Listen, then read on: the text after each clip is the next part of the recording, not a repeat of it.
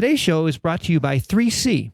Comprehensive Cannabis Consulting helps clients design, build, and optimize their cannabis business from initial assessment and planning through operationalization and ongoing management. To learn more about how their services are tailored to meet the unique goals and objectives of each of their clients, go to 3ccannabis.com. And for a limited time, 3C is giving all MJBulls listeners an additional 10% off their fees just for mentioning that you heard it on the show.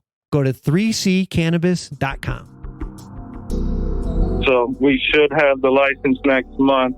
We have two very large 50,000 square foot buildings, one in Grand Rapids on the second busiest street in the entire state, and the other one in Muskegon. From Bumminett Media, it's the MJBulls Podcast, a show about raising cannabis capital. I'm Dan Humiston, and on today's show, how the frustration of not being able to find consistent nutrients and supplements caused this Michigan grower to create its own nutrients and supplements line.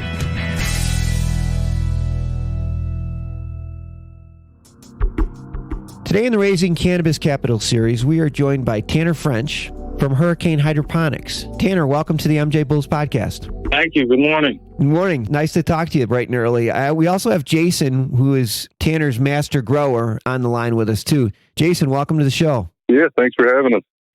Well, you guys have a lot of cannabis irons in the fire, and we'll touch on all of them, but let's work from the beginning. You started with the cultivation and processing back in 2010, early days of Michigan medical marijuana market, and you ran into some problems. And like so many other entrepreneurs in the process of solving the problems, you created Hurricane Hydroponics. Tell us the story.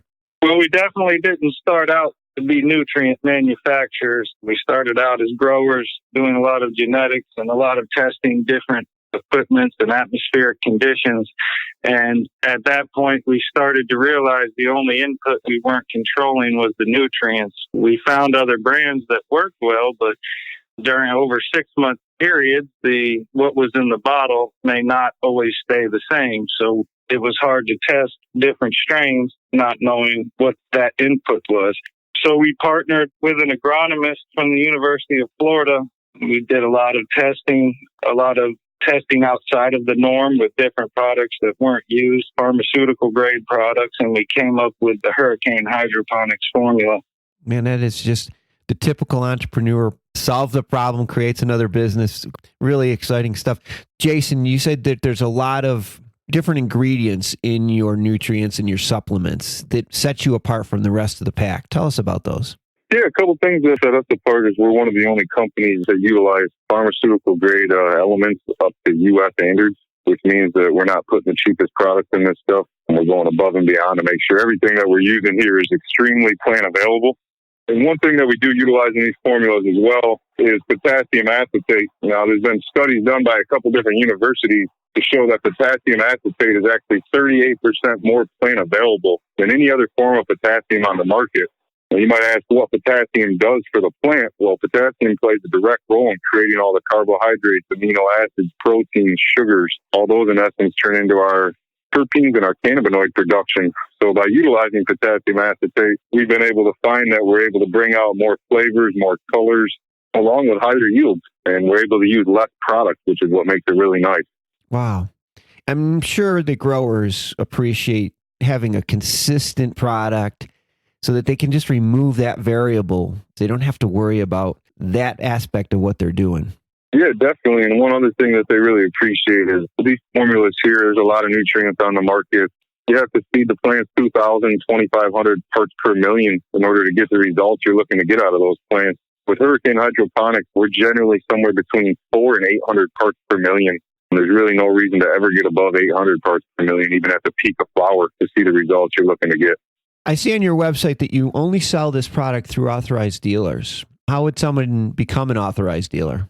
To become an authorized dealer, all they'd have to do is contact Hurricane and have a tax ID, and they could be an authorized dealer.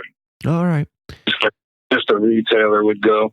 Mm-hmm. Another thing about the nutrients as well that separates us is our 1-800 number goes to master growers in the field that are using this product on a daily basis as well.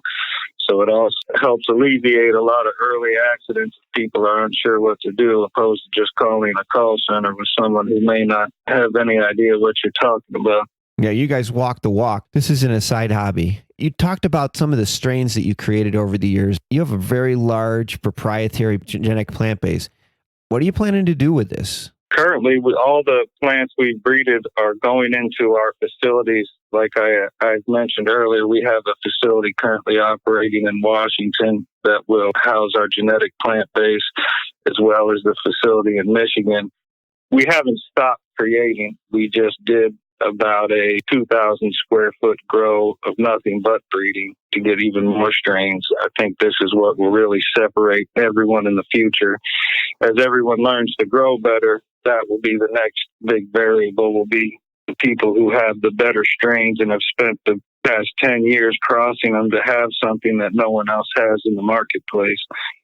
Yeah, 10 years of trial and error created probably a pretty comprehensive proprietary plant genetic base, I'm assuming.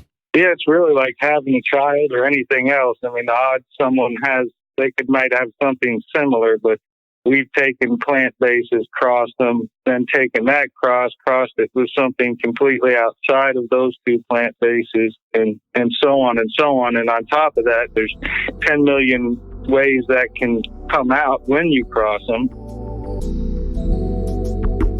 I want to take a minute to tell everyone about an exciting free opportunity that one of our former guests, Good Harvest Company, is offering retail operators and cannabis brand managers in the adult use market. Good Harvest Company is preparing to launch their platform, which uses customers' buying and shopping behaviors to help brands effectively reach their customers. And for a limited time, Good Harvest Company will offer participating companies free access to their data in return for their feedback. To learn more, go to goodharvest.co. Well, you talked about your facility that you have right now, the 20,000 square foot facility that you have in Washington, and that's funding the 40,000 square foot facility that you're building in Oregon. But you have a big project about to take place in Michigan. You have state license that you expect to be getting in the next couple of months, and when that license comes in, you need to be ready to hit the ground running. Where are you in that project? Absolutely. That's the biggest thing happening right now. We actually just got a official letter from Laura stating we will be in front of the Laura Board, which is the state of Michigan regulatory committee, next month. So we should have the license next month. We have two very large 50,000 square foot buildings, one in Grand Rapids on the second busiest street in the entire state, and the other one in Muskegon. We did recently find out, though, unfortunately, they're not going to be letting the public know whether they're opting in or out for the grow part in time. So we will be opening dispensary facilities at both of those locations. And we're currently in the process of finding an area for the grow, which we've found a piece of land, and we've already been financed for the whole building and all the FF&E, all the equipment, furniture, everything inside the building as well. We've found financing for that. We're currently looking for the bulk of the rest of it to get all the licenses to open the dispensaries and purchase the land. So in your capital raise, what are you raising, and what are some of the things that investors should know? We're looking to raise about $2 million for the investors. The Michigan market, we've been there for several years, and we have a strong following there. We have infrastructure there. We have employees there. We're more than willing to do just a straight repayment, or if someone wants equity, we're willing to discuss that as well. Well, we've been speaking with Tanner French and Jason, his master grower, from Hurricane Hydroponics. We're going to have all of their information, or we already have all of their information on the MJBulls website. So if anyone's interested in reaching out to them, you can get all their information right off of our website. Tanner, Jason, great talking to you today. This is one big project. Like you said, you're already in Michigan. You already have the infrastructure. You know the market. It seems like an automatic to me. So good luck with this. Thank you. Appreciate the time. It's a pleasure talking to you. Pleasure talking to you guys too. Good luck. Let me take a second to thank Trevitt Hill for sponsoring today's show. Cannabis investors expect big returns from the companies that they invest in. Unfortunately, not all cannabis investments succeed.